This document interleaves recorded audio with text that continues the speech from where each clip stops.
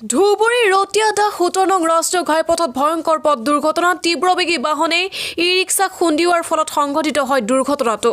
এই দুৰ্ঘটনাটোত আহত ৩গৰাকী মহিলা সহ ৪গৰাকী ই ৰিক্সা যাত্ৰী। চাৰিওৰে অৱস্থা সংকটজনক বুলি জানিব পৰা গৈছে। আহতসকলক স্থানীয় ৰাইজে উদ্ধাৰ কৰি 108 এম্বুলেন্স সেৱাৰে ধুবুৰী চিকিৎসা মহাবিদ্যালয় চিকিৎসালয়লৈ প্ৰেৰণ কৰা হৈছে।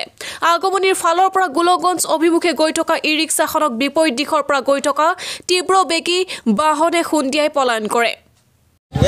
ৰাতিপুৱা দেখা যায় না এই ব্যক্তি আছিল আগমনিৰ ফালৰ পৰা টোটো আহি আছিল ইফালে আহোঁতে কি গাড়ীখন লগাই দি গুচি গ'ল। এইটো গাড়ীটো আমি দেখাই পোৱা নাই।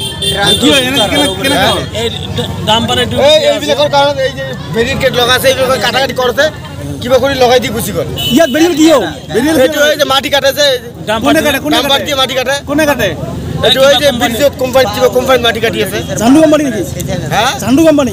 এইটো কি কোম্পানী এইটো নামটো নাজানো মই। মাটি কাটাৰ কাৰণে হৈছে নেকি? মাটি কাটাৰ কাৰণে এইবিলাক হৈ আছে। নহ'লে লাইনটো ক্লিয়াৰ থাকিলে এইবিলাক গাড়ী যত্ন লাগে। ইয়াত জাম হৈ থাকে নেকি? জাম হৈয়ে থাকে মাজে মাজে জাম হয়। কি ক'ব প্ৰশাসনক? কি ক'ব প্ৰশাসন? কি ক'ম এতিয়া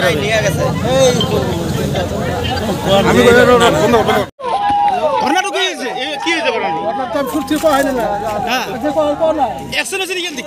এক্সিডেণ্ট কি হৈছে? ডাম্পাৰৰ কাৰণে। ডাম্পাৰ কি কৰে? মাটি কাটে। কোন কোম্পানী?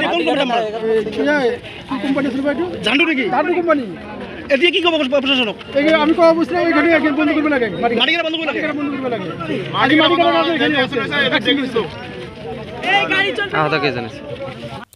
আগমনিৰ পৰা বাপি হুছেইনৰ ৰিপৰ্ট ডেইলি 24।